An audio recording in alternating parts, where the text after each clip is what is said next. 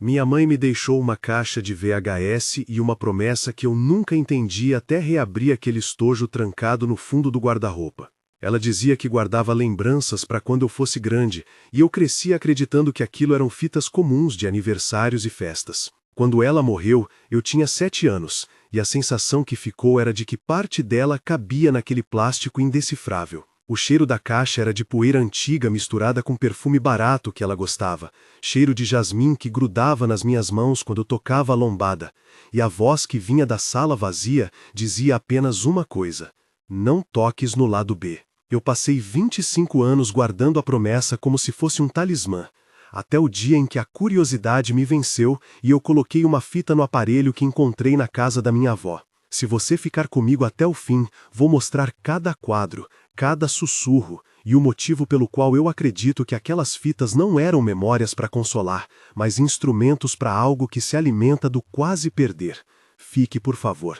Vou precisar que alguém veja isso comigo. Minha mãe se chamava Ana. Ela gostava de regar plantas às 6 da manhã e de assar pães ruins que enchiam a casa de cheiro de farinha e paciência. Chamava-me de meu pequeno céu e desenhava coroas em guardanapos para colar no meu cabelo quando era criança. Meu pai, Joaquim, trabalhava à noite e trazia caixas de ferramentas e histórias de canteiro que nunca terminavam. Havia também a tia Marta, que morou conosco por um tempo e me contava sobre a família como se lesse um livro antigo. O vizinho Paulo, que sempre oferecia conserto. A terapeuta Helena, que eu procurei anos depois. O amigo Ricardo, que me ajudou a abrir a caixa. A mulher que eu amei, Laura, e o nosso filho Miguel. Esses nomes voltam em cada fita, como atores repetindo as mesmas falas num cenário que não muda, e todos carregam reações que eu ainda não consigo entender completamente. A caixa tinha um bilhete grudado com fita adesiva, letra de minha mãe. Abra quando entender. Havia uma mancha vermelha, como se tinta tivesse respingado numa borda, e o símbolo de uma flor desenhado com caneta azul. Isso foi o que compôs a imagem inicial que me prendeu. Um objeto íntimo, uma regra curta e uma promessa velada. Cresci com lacunas. A morte da minha mãe foi rápida, um tumor que ela escondeu como quem esconde uma mancha de café numa toalha branca. Havia frascos de remédio no armário, um aparelho de oxigênio que enchiam depressa no hospital e a sensação de que eu não entendia o que acontecia. Eu tinha apenas 7 anos quando ela foi internada, e minha memória é como um filme com cenas cortadas demais. A mão dela franzida segurando a minha, a voz dizendo sempre comigo repetida baixinho e a enfermeira Helena anotando algo em uma prancheta. Anos depois, fui encontrar os registros médicos, a ficha do hospital assinada pelo Dr. Alves, que dizia tumor maligno e prognóstico reservado. Ver as palavras no papel teve um som frio, quase auditivo, como um clique de uma tranca abrindo. A falta que ficou trouxe noites em que eu ouvia passos no corredor de casa, o estalo do piso à meia-noite, o cheiro de café velho e lençol úmido, que parecia retornar apenas para me lembrar que eu havia perdido uma referência. Essa perda alimentou a necessidade de entender o que minha mãe deixou e fez com que as fitas se tornassem um oráculo e uma armadilha ao mesmo tempo. Quando finalmente abri a caixa, as fitas estavam organizadas com rótulos manuscritos. Algumas tinham data e evento. Aniversário 1998, Natal 2000. Outras tinham frases truncadas que pareciam notas íntimas. Para o meu príncipe. Abra se precisar. Não deixe o lado B. Havia também um pequeno caderno com horários e palavras riscadas. A textura das fitas era rugosa, a fita cassete quente de ter sido manipulada, e um pó fino cobria as bordas. Ao colocar a primeira fita no videocassete de tubo emprestado de Paulo, a tela ganhou chiado e a sala invadiu um som que eu conhecia, a risada da minha mãe, o tilintar de copos, a cadência das vozes. A imagem era tremida, cheia de ruído, e a cor parecia ter sido sugada por trás de um filtro amarelado do tempo. O primeiro conjunto de fitas mostrou cenas triviais, eu criança correndo pelo quintal, a tia Marta costurando, Joaquim vindo da obra com as mãos sujas. Mas havia pausas estranhas entre as falas, silêncios que duravam tanto que a sensação era de que algo tomava o som para si.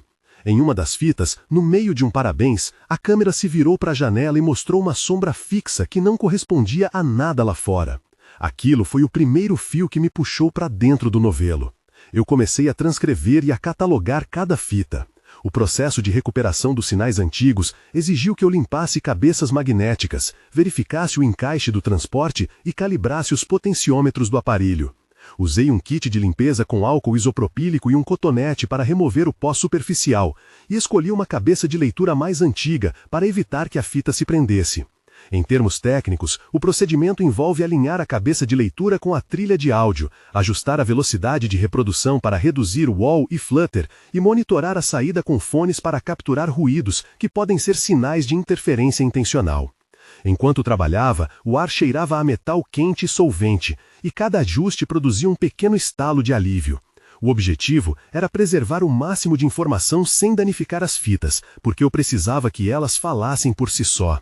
Durante esse processo, descobri que uma das fitas tinha um lado B selado com fita adesiva e anotação: não tocar. A minha mão tremia enquanto eu pensava se respeitava ou rompia a instrução da minha mãe. Na primeira vez que ousei ouvir um lado B, houve uma sequência de ruídos que me fez virar o rosto para a parede como se fosse possível recuar dos sons. A fita começou com a voz da minha mãe dizendo bom dia em tom normal e depois havia uma parte onde ela parecia ler algo mecânico, repetindo uma frase em voz baixa: sempre comigo, sempre comigo, sempre comigo. Entre as repetições havia um chiado e depois uma respiração que não era de humana suficiente. Senti um cheiro metálico, como se algo tivesse queimado no microfone. Eu congelei. A imagem na TV tremia e no canto do quadro havia uma pequena forma escura que parecia estalar, como se fosse pele se movendo sobre pedra. Liguei para Ricardo e contei as primeiras impressões porque alguém precisava ouvir comigo. Conversamos por telefone por quase 1 hora, cada um descrevendo sensações diferentes. Ele sentiu um frio na nuca. Paulo, que estava na sala, disse que a fita parecia ter um padrão rítmico que lembrava a batida de coração. Essa primeira visão foi o meu primeiro susto oficial. Cena no hospital foi a segunda vez que senti o aviso ganhar corpo. Eu visitava minha mãe naquela semana antes de ela morrer. O quarto cheirava a limpeza hospitalar e a vapores de soro, e havia um monitor que fazia um bip constante que parecia marcar minha respiração. A enfermeira, chamada Sandra, veio falar comigo em um corredor iluminado por lâmpadas fluorescentes frias. Conversamos com muitas trocas curtas e carregadas de emoção. Eu perguntei se tinha sido algo urgente, e ela olhou para as notas e disse que os sinais haviam piorado de madrugada. Eu perguntei sobre o tempo de vida e ela respondeu que não sabia, que às vezes a medicina não tinha respostas. Havia também o Dr. Alves, que entrou e falou sobre prognóstico e possíveis tratamentos. O diálogo entre nós teve momentos tensos. Cada pergunta minha e cada resposta deles aumentava a sensação de que algo incontrolável estava se aproximando. No corredor, senti o piso frio sob os pés, o ar-condicionado que fazia um ruído baixo contínuo e o gosto de metal que ficou por algum tempo na boca. Essas trocas deixaram marcas, porque quando voltou para casa, encontrei mais fitas e um envelope com instruções que eu não entendia. Desci para um período em que a curiosidade virou consumo e o consumo virou autodestruição. Revi fitas repetidas vezes, até que a minha sanidade parecia depender de entender as pausas e os padrões das vozes. Dormia mal, com sonhos onde as imagens das fitas se misturavam com quartos de hospital. Minha relação com Laura oscilou, tínhamos discussões que iam e vinham como ondas. Em uma noite, faltou luz e rezei mentalmente o mantra que minha mãe deixava em várias gravações. Sempre comigo, sempre comigo, sempre comigo. Era um mantra de proteção e um laço que me conectava aos momentos antes da perda. Abaixo, segue um diálogo que se repetia em nossas noites, com 13 trocas de voz densas e cheias de emoção, cada fala uma tentativa de ancorar o outro. Eu disse: eu preciso que você entenda por que eu volto às fitas. Ela disse: eu entendo que você sente culpa. Eu disse: não é culpa, é busca. Ela disse: busca por quê? Por explicação ou por controle? Eu disse: por ambos. Ela disse: você acha que sua mãe deixou respostas? Eu disse: acho que ela deixou perguntas importantes. Ela disse: e esses lados B? Você acha que ela sabia do perigo? Eu disse: acho que ela sabia de algo que precisava ser trancado. Ela disse: você não pode viver trancado numa caixa. Eu disse: eu já estou preso a isso. Ela disse: Então me deixa te tirar. Eu disse: ajude-me a abrir com cuidado. Ela disse: prometo. Eu disse: e se abrirmos e for pior do que imaginamos? Ela disse: então a gente enfrenta junto. Essa sequência mostra como a minha vida começou a girar em torno das fitas. As sensações físicas aumentavam, palpitações, um gosto metálico na garganta, suor frio nas mãos. Havia também episódios de visão, como flashes quando eu fechava os olhos, imagens que pareciam quadros raspados de um filme antigo. A descida incluiu tentativas de anestesiar a dor com álcool e escapismos que só atrasavam a hora de encarar o que estava gravado. Em uma fita, minha mãe murmurou uma advertência que eu não notei antes, algo sobre oferecer algo em troca. Aquilo grudou na minha cabeça e transformou medo em responsabilidade. A recuperação começou quando decidi procurar ajuda formal. Marquei sessões com a terapeuta Helena, que deu voz aos meus medos e regras para lidar com os gatilhos. Foram longas conversas, 3 parágrafos, em que ela me guiava por respirações e exercícios de grounding, até que eu começasse a separar memória de obsessão. A terapia me trouxe apoio prático e me ajudou a identificar padrões nas fitas sem me afogar. Conheci também a pesquisadora Marta Borges, não aquela tia, uma mulher que estudava arquivos magnéticos e me explicou que algumas gravações antigas podem apresentar interferências eletromagnéticas, que parecem vozes porque captam ruídos de baixa frequência. Com ela, aprendi a não confundir ruído com entidade.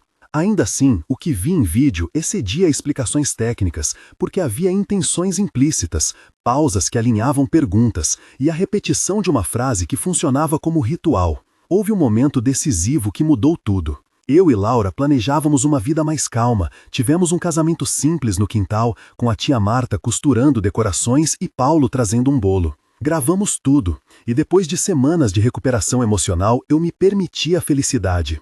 Coloquei uma fita com o casamento para revisar cenas para o álbum, quando encontrei uma gravação que não lembrava ter sido feita. A imagem mostrava o meu filho Miguel, ainda bebê, enrolado em um cobertor, e ao fundo, por trás da cortina, havia uma sombra que parecia se curvar sobre o berço. Havia também uma voz que não era minha, nem de Laura, sussurrando algo que parecia contar horas. Quando eu rebobinei e olhei quadro a quadro, vi que a sombra não era de objeto algum. Era como se o escuro tivesse um rosto. Em pânico, acordei Laura e mostrei.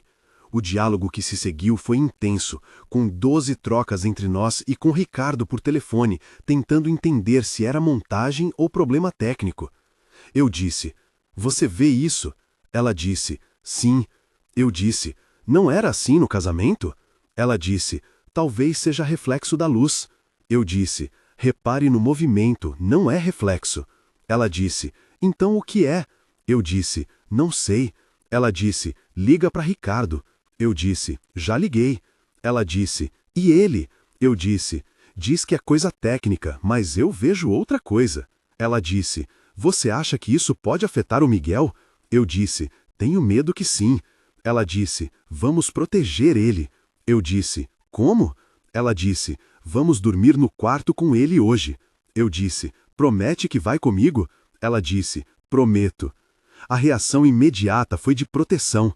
Passamos a dormir em turnos, a cantar mantras que minha mãe deixava nas fitas e a repetir 3 vezes uma frase que virou ritual: "Sempre comigo, sempre comigo, sempre comigo." A repetição parecia funcionar como um escudo temporário, e por noites o bebê dormiu em paz. Mas a ameaça parecia se adaptar, e as fitas continuavam revelando mais. Encontrei uma gravação onde minha mãe falava diretamente comigo, ainda que eu fosse criança na época. Ela dizia com voz entrecortada: "Proteja o tempo que pode ser salvo, não responda ao chamado do lado B." Essa fala me fez revisitar o passado com uma leitura diferente. E se aquelas gravações fossem um mapa de como conter algo? A crise escalou quando Laura desapareceu numa noite, após um som alto no corredor. Havia 3 testemunhas naquele dia. O vizinho Paulo ouviu batidas na parede, a tia Marta encontrou a porta entreaberta e eu, que estava no quintal, vi a luz do poste bater na janela e o berro da vizinhança. A polícia registrou o boletim. O agente Ricardo atendeu e disse que não havia sinais claros de arrombamento. Localmente, a comunidade reagiu com medo. O episódio foi traumático e trouxe para foco a hipótese de maldição. Revi as fitas compulsivamente nos dias seguintes. Em uma das fitas, minha mãe recitava nomes e horários, como se estivesse tentando prender algo a um horário certo. Havia um padrão, eventos quase trágicos, pequenos acidentes e a presença de uma figura que se alimentava do quase morrer. Expliquei a pesquisa de Marta Borges para o delegado, descrevi a técnica de restauração que usei e mostrei imagens embaixo de lupa para especialistas. O processo de documentar e preservar as fitas envolveu passos técnicos que descrevi detalhadamente para a polícia. Resume-se em limpeza física, transferência para formato digital, conversão para vídeo e áudio, translocar tudo para nuvens e aplicar ferramentas de limpeza e conversão de técnica. Com isolamento de ruído eletromagnético e análise quadro a quadro em software de edição. Na prática, isso exigiu equipamentos específicos e medidas de proteção contra descarregamento eletrostático. Essa explicação técnica ajudou a legitimar meu trabalho perante autoridades, mas não foi suficiente para explicar o que se movia nas sombras dos vídeos. A última fita que minha mãe deixou é a peça central. Nessa gravação, ela parecia consciente de um ritual necessário. Havia uma câmera fixa no corredor de casa com marcas de fita adesiva ao redor, e a voz dela, mais calma do que eu me lembro, dizia: "Se eles baterem, não olhe. Se você ouvir o nome, respire e conte até 3. Não responda com sua voz. Deixe a luz acesa. Proteja o pequeno." Essa fita continha uma instrução clara e, por alguma razão, um pedido de desculpas. Ao terminar de ouvir, eu senti um nó na garganta tão forte que parecia que a gravação tinha arrancado algo de dentro de mim. Era como se ela estivesse oferecendo meios de proteção e, ao mesmo tempo, avisando que talvez não tivesse conseguido proteger tudo. A cena de quase perda do Miguel aconteceu meses depois, quando uma janela explodiu numa noite de tempestade e a sombra apareceu no reflexo da tela da TV, inclinando-se sobre o berço. Laura segurou a criança e repetiu a frase que minha mãe falava nas fitas: "Foi a nossa regra para sobreviver." Eu tinha que confrontar a origem daquilo. Investiguei registros antigos da casa onde minha mãe cresceu, visitei o cartório e a igreja local, conversei com vizinhos e amigos de infância dela. Fui até a biblioteca municipal para checar menções a rituais e rezas que pudessem explicar o padrão. Descobri uma história de família que falava sobre um tio-avô chamado Manuel que se envolveu com práticas de proteção e, segundo relatos, se utilizava de gravações para tentar amarrar presenças. Essas práticas, segundo as velhas cartas que encontrei, funcionavam por algum tempo, mas acabavam por atrair atenção se utilizadas em excesso. Havia também menções a uma palavra que era dita como mantra de foco e proteção. A origem da presença não foi claramente religiosa, era antes uma mistura de superstição e tentativa de manipular frequências emocionais. A explicação parcial que obtive foi de que a entidade se alimentava de quase tragédias, de quase perdas, de momentos em que o destino hesitava. Cada vez que alguém escapava por pouco, a presença ganhava uma memória nova para se agarrar. Confrontar aquilo significou preparar um ritual de desligamento das fitas que seguiu instruções parciais de arquivos antigos e do que restou das anotações de minha mãe. Reunimos pessoas de confiança, Ricardo, Paulo, a terapeuta Helena e um amigo da igreja chamado Sérgio. Conversamos em voz baixa, acendemos velas e lemos passagens que minha mãe deixara num caderno. O procedimento foi planejado. Primeiro, documentamos cada fita em digital, catalogamos horários e nomes e fizemos cópias. Em seguida, durante 2 noites, reproduzimos as fitas em sequência, mantendo luzes acesas e repetindo o mantra de 5 a 7 vezes. O objetivo era confirmar se a repetição e a presença de testemunhas reduziam a manifestação. O processo técnico incluiu também a limpeza de magnetismo residual e a exposição controlada ao calor para estabilizar as fitas, medidas que descrevi detalhadamente para quem participou. No final, algo mudou. As sombras pareciam menos firmes por algumas semanas e Miguel passou a dormir sem despertares prolongados. Mesmo assim, a questão era saber se havia uma maldição cravada na família ou se tudo era consequência de trauma coletivo que tomou forma. Foi quando encontrei uma gravação final, escondida entre outras, com minha mãe falando diretamente para mim, ainda que eu fosse criança. Ela disse: "Existe um preço." Ela não disse o que era, só repetiu sempre comigo até as palavras preencherem a fita inteira. Eu entendi que a proteção tinha um custo, que se manifestava como perda. Meses depois, Laura saiu numa noite para fazer compras e não voltou. A polícia veio, fez buscas e nada conclusivo apareceu. O vazio que cresceu em mim foi diferente daquela primeira perda, como se algo estivesse escolhendo quem se tornaria ferida para equilibrar uma balança invisível. Momentos de tensão se sucederam. Um deles foi a noite em que encontrei a fita com o lado B aberto por acaso. Eu a pus na máquina e ouvi uma voz que repetia o meu nome, e senti algo perto do ombro, como se alguém tocasse a pele através do tecido. Fiquei paralisado. Em 2 parágrafos, eu revisito o que senti ao ouvir o meu nome vindo da fita e ao perceber um toque que não existia fisicamente. A primeira reação foi alívio falso. Pensei ser minha mente. A segunda foi pânico, porque depois do toque, o bebê acordou chorando e havia marcas no lençol que não conseguia explicar. Outro momento tenso ocorreu quando a tia Marta me contou que no velório da minha mãe, uma vela havia se apagado sozinha 3 vezes, enquanto todos repetiam o mantra. Eu ouvi a história e senti o peito contrair. Em 2 parágrafos, descrevi o conflito interno entre desejo de acreditar em proteção e medo de perpetuar algo ruim. Decidir não destruir as fitas foi a escolha mais difícil, porque elas eram evidência e armadilha ao mesmo tempo. Ao longo do processo, eu nomeei pessoas que foram fundamentais. Ana, minha mãe, Joaquim, meu pai, Marta, tia, Paulo, vizinho, Ricardo, amigo, Laura, minha esposa, Miguel, nosso filho, Helena, terapeuta, Dr. Alves, médico e Sérgio da igreja. Cada um teve uma ação definida, desde apoio prático até participação em rituais e depoimentos. A comunidade reagiu com curiosidade e medo. Alguns se aproximaram para ajudar, outros se afastaram. Essa teia humana deu humanidade à história e peso às consequências. Nos meses que se seguiram, tentei construir uma rotina de proteção e vigilância. Aprendi a documentar e a pedir a outros que testemunhassem comigo. A cada passo, eu repetia um mantra que minha mãe deixou como um laço de amor e defesa. Hoje sei que isso não resolve tudo, mas cria uma rede de testemunhas que me impede de carregar tudo sozinho. A última fita ficou arquivada com cópias digitais, e as originais foram lacradas em sacos com sílica e guardadas em um cofre. Eu não recomendo que ninguém faça o mesmo sem preparação emocional e apoio. Se você encontrar fitas antigas, documente tudo, não destrua, não esconda, mostre para pelo menos 2 pessoas de confiança e repita um mantra que te conecte ao que ama. É a única ação prática que posso oferecer. Se isso já mexeu com você como mexeu comigo, pare um segundo e respire. Sei que parte de assistir algo assim é sentir a solidão das perguntas.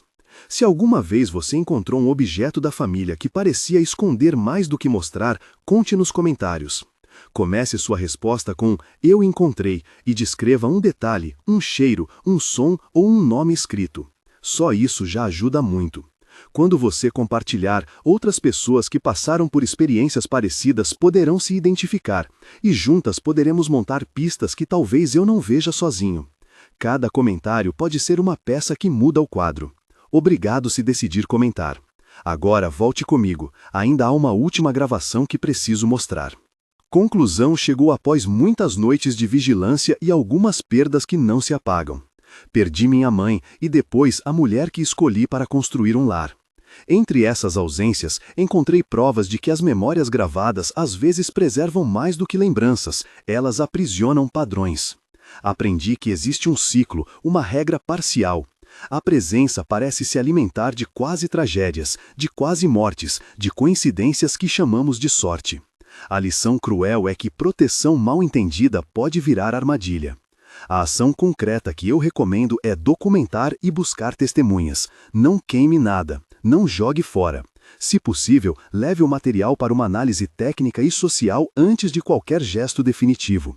Em processos técnicos, a transferência digital e a presença de testemunhas são fundamentais para evitar que a informação desapareça ou se transforme em mito solitário. Epílogo 1 mês depois. 1 mês após as últimas tentativas de contenção, a casa estava mais silenciosa. Miguel dormia mais horas seguidas e eu sentia um alívio cauteloso que me lembrava de respirar fundo antes de agir. Fui ao cartório, verifiquei registros e marquei sessões regulares com a terapeuta Helena. O ritual de proteção que fizemos com velas e testemunhas havia funcionado em reduzir manifestações imediatas, mas o medo persistia. A comunidade que conhecia o caso se reuniu em grupo pequeno para discutir medidas preventivas. Eu me sentia grato por ter pessoas por perto, mas também fragilizado porque sabia que nem todas as histórias tinham fim limpo. Em privado, eu ainda ouvia às vezes o eco da voz da minha mãe e repetia o mantra como quem confirma que aquilo que ama ainda existe. Epílogo 3 meses depois. 3 meses se passaram desde que lacramos as fitas. As cópias digitais foram guardadas em servidores e alguém da universidade concordou em analisar sinais de ruído por curiosidade acadêmica. A vida retomou um pulso mais calmo. Visitei o túmulo da minha mãe com Miguel, levei flores e contei para ele, à sua maneira, sobre a avó que gostava de coroas. Tive visitas de amigos e até de Paulo, que trouxe um bolo simples. O processo de luto continuou, mas com menos pânico e mais direção. Ainda assim, houve uma noite em que ouvi passos no corredor e acendi a luz, esperando encontrar resposta. Não havia ninguém. Essa ambiguidade continua como uma sombra que não cede totalmente. Epílogo 6 meses depois. 6 meses depois, minha rotina incluiu checar fechaduras e manter luzes noturnas. Miguel aprendeu a dormir com uma canção que minha mãe deixara numa das fitas, e o efeito foi quase milagroso para nós. Entrei em contato com pesquisadores locais que estudam memórias culturais e combinamos uma apresentação pública sobre riscos de mitificação de objetos antigos. Não busco agora explicações fáceis, procuro compartilhar responsabilidade. Ainda há noites em que acordo com a sensação de que algo observa, mas também há manhãs em que o sol entra na cozinha e o cheiro do pão lembra meu lar antigo. A promessa que fiz a mim mesmo é simples e amarga. Viver de forma que o amor que resta seja maior que o medo que volta de vez em quando. Fecho isso com uma recapitulação curta. Perdi pessoas e ganhei um entendimento sombrio que levo comigo. O que aprendi é que algumas proteções tradicionais podem custar caro e que memórias gravadas podem ser, ao mesmo tempo, sala de estar e prisão. Minha recomendação prática final é clara: documente, não destrua, busque testemunhas, repita um mantra que conecte você ao que ama e peça ajuda profissional antes de enfrentar artefatos assim sozinho. Hoje, Miguel dorme com a canção da minha mãe e, mesmo assim, eu olho a porta do quarto dele uma vez a mais antes de me deitar. Se esta história ressonou com você, deixe seu relato começando por "Eu encontrei" e inscreva-se para ouvir outras narrativas que tentam entender o que herdamos das memórias. Feche os olhos, respire fundo e saiba que o que nos observa pode ser antigo, mas a nossa capacidade de cuidar também é.